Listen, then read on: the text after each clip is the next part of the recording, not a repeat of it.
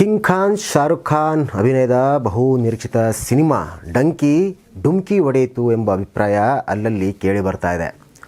ಆದರೆ ವ್ಯಕ್ತವಾದ ಈ ಅಭಿಪ್ರಾಯ ಚಿತ್ರದ ಗಳಿಕೆಯ ಮೇಲೆ ಪರಿಣಾಮ ಬೀರದಂತೆ ಕಾಣ್ತಿಲ್ಲ. ಇದಕ್ಕೆ ಸಾಕ್ಷಿ ಎಂಬಂತೆ ಡಂಕಿ ಚಿತ್ರ 4 ದಿನದಲ್ಲಿ 211 ಕೋಟಿಯನ್ನು ಲೂಟಿ ಮಾಡಿದೆ. ಈ ಮೂಲಕ 200 ಕೋಟಿ ಗಡಿಯನ್ನು ತಲುಪಿದ ಮತ್ತೊಂದು ಬಾಲಿವುಡ್ ಸಿನಿಮಾ ಎಂಬ ಹೆಗ್ಗಳಿಕೆಗೆ ಡಂಕಿ ಈ ವರ್ಷ ಪಾತ್ರವಾಗಿದೆ. ನಿಜ, ಶಾರುಖ್ ಖಾನ್ ಅವರ ಜನಪ್ರಿಯತೆ ಹಾಗೂ ಸಿನಿಮಾದ ಗಳಿಕೆ ಎರಡನ್ನೂ ತಕ್ಕಡಿಯಲ್ಲಿ ಹಾಕಿದರೆ ಡಂಕಿಯ ಗಳಿಕೆ ಕಡಿಮೆ ಎಂದೇ ಅನಿಸಬಹುದು. ಆದರೆ ಹಿಂದಿ ಉದ್ಯಮ ಹಾಗೂ ಡಂಕಿ ಚಿತ್ರತಂಡ ಡಂಕಿಗೆ ಸಿಕ್ಕ ಹಾಗೂ ಸಿಕ್ತಿರುವ ಪ್ರತಿಕ್ರಿಯೆಯಿಂದ ನೆಮ್ಮದಿಯ ನಿಟ್ಟುಸಿರನಂತೂ ಸದ್ಯಕ್ಕೆ ಬಿಟ್ಟಿದೆ. ಗಳಿಕೆ ವಿಚಾರದಲ್ಲಿ ಡಂಕಿ ಸಲಾರ್ ಚಿತ್ರಕ್ಕಿಂತ ಹಿಂದೆ ಇರಬಹುದು, ಆದರೆ ಡಂಕಿ ಬಾಕ್ಸ್ ಆಫೀಸ್ ಕದನದಲ್ಲಿ ಸೋತಿಲ್ಲ ಎಂಬ ವಾದವನ್ನು ಹಿಂದಿ ಉದ್ಯಮ ಮಾಡ್ತಿದೆ.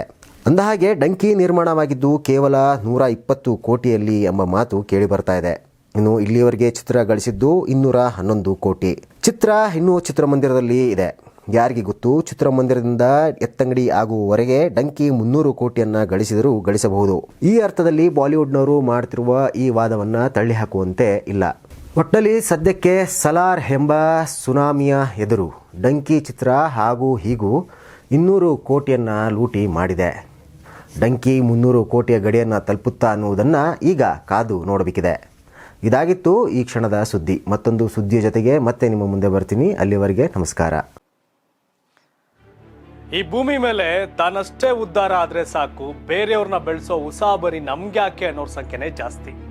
ಆದ್ರೆ ಕೆಲವರು ಮಾತ್ರ ತಾನು ಬೆಳೆಯೋದ್ರ ಜೊತೆಗೆ ತನ್ನವರನ್ನು ಕೂಡ ಬೆಳೆಸ್ತಾರೆ. ತಮಗಿಂತ ಎತ್ತರಕ್ಕೆ ಬೆಳೆಯೋಕೆ ಬೆಳಕಾಗ್ತಾರೆ. ಸಾಧಿಸುವ ಗುರಿ ಇದ್ದವ್ರಿಗೆ ದಾರಿದೀಪ ಆಗ್ತಾರೆ. ಇದೀಗ ನಾನು ಇತರರ ಭವಿಷ್ಯಕ್ಕೆ ಬೆಳಕಾಗುವವರ ಸಂದರ್ಶನ ಮಾಡಲು ಹೊರಟಿದ್ದಾನೆ.